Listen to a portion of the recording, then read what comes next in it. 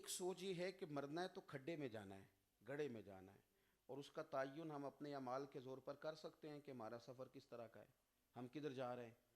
لیکن قبر کا جو بالکل دوسرا پہلو ہے، ہم نے قبر وہ دیکھی ہے کہ جس میں گڑھا کھودا گیا، اس میں ایک شخص کو رکھا گیا، پھر اس کے اوپر جو ہے وہ مٹی ڈال دی گئی، قبر کو چاروں جانب سے بند کر دیا گیا، آکسیجن کا کوئی راستہ نہیں ہے، وہاں بڑی مشکل ہے، کیسے گزارا ہوگا۔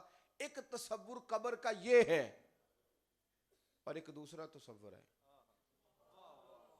وہ کیا ہے؟ وہ یہ ہے کہ قبر باغ ہے۔ نہیں سمجھے آپ میری بات؟ قبر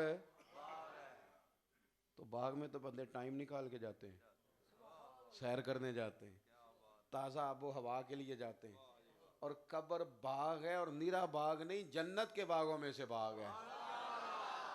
اور قبر وہ والا باغ ہے جس میں آنکھ کھلے گی تو پہلی زیارت ہی مدینے والے محبوب کی نصیب ہوگی۔ آپ مجھے بتائیں،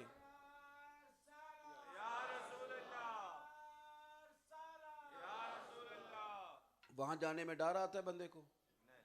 فارم ہاؤس میں تو کوئی بڑا امیر آدمی ہو تو باغ میں گھر بناتا ہے۔ او بھائی، ہم نا بہت ساری چیزیں بڑی سادہ ہیں لیکن ہم ان کو سمجھتے نہیں۔ اللہ کے محبوب علیہ السلام نے فرمایا کہ میرا نا یہاں سے لے کر سینے تک، سینہ چاک کیا گیا، ناف مبارک تک، اور دل نکالا گیا، پھر آب زمزم کو مزید برکتیں مل جائیں اس لیے آب زمزم سے دھویا گیا، اور محبوب فرماتے ہیں وہ دوبارہ رکھا گیا اور میں سارا کچھ دیکھتا بھی رہا۔ خدا را بات کو سمجھیں آپ، ہمارے دین نے نا ان چیزوں کے اسلوب کو بیان کیا ہے۔ پہلے تو قبر کا یہ منظر ہے عام مومن کی کہ اس کی قبر جنت کا باغ ہے، اور باغ میں بھی کسی بندے کو ٹہلنے کا تب بھی مزہ آئے گا جب اسے کوئی زندگی ملے گی۔ حضور کی بھی زیارت تب بھی کر سکے گا جب قبر میں آنکھ کھلے گی۔ تو جب عام نیک مومن کا یہ مقام ہے، اور شہید کو قرآن نے ویسے کہہ دیا زندہ ہے، اور محبوب ہمیں معراج کی رات بتا رہے ہیں کہ میرا سینہ کھولا گیا، دل نکالا گیا، دوبارہ رکھا گیا، اور میں اسے دیکھتا بھی رہا۔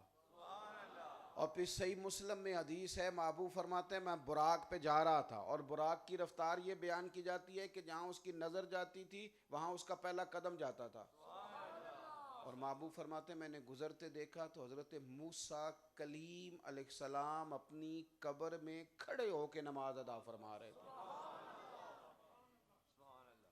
یہ اس مسئلے کو اتنا الجھنا نہیں چاہیے اس میں کہ محبوب زندہ ہیں، حیات ظاہری میں ہیں، رزق دیے جاتے ہیں انبیاء، ان چیزوں کو یہ بڑی سادہ ہیں۔